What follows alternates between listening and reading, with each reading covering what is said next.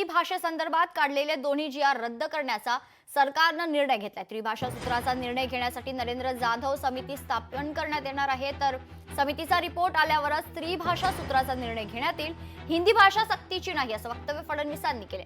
Hindi optional आहे, मराठी भाषा सक्तीची असं देखील फडणवीस म्हणाले। तर अहवालावर मुख्यमंत्री फडणवीसांनी स्पष्टीकरण दिले, तर मराठी सक्तीची, दुसरी भाषा इंग्रजी आणि तिसरी भाषा ही हिंदी असेल असं देखील फडणवीसांनी सांगितलं। राज्य सरकारच्या वतीनं डॉक्टर नरेंद्र जाधव यांच्या नेतृत्वात एक कमिटी तयार करण्यात येईल। या समितीचा रिपोर्ट आल्यानंतरच त्रिभाषा सूत्र त्या रिपोर्टच्या आधारावर या ठिकाणी लागू केलं जाईल आणि म्हणून 16 एप्रिल 2025 आणि 17 जून 2025 हे दोन्ही शासन निर्णय आम्ही रद्द करण्याचा निर्णय घेतलेला आहे। हे दोन्ही शासन निर्णय या ठिकाणी रद्द आम्ही करतो। आम्ही पहिला जी.आर काढला आणि त्या जी.आर मध्ये मराठी ही सक्तीची आहे, दुसरी भाषा आपण इंग्रजी म्हटली, तिसरी भाषा आपण हिंदी म्हटली।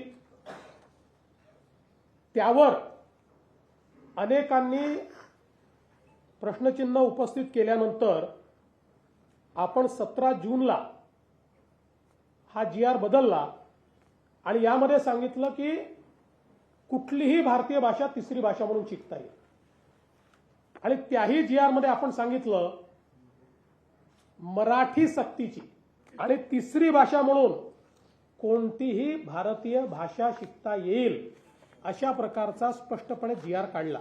कारण राज्यामध्ये आम्ही मराठी अनिवार्य केली आहे, हिंदी ऑप्शनल केली आहे, कुठलीही भारतीय भाषा शिकता येईल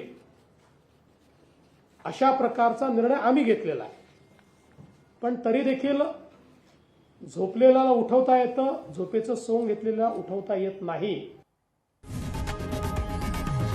लोकशाही मराठी ऐका, पहा, जागरूक रहा।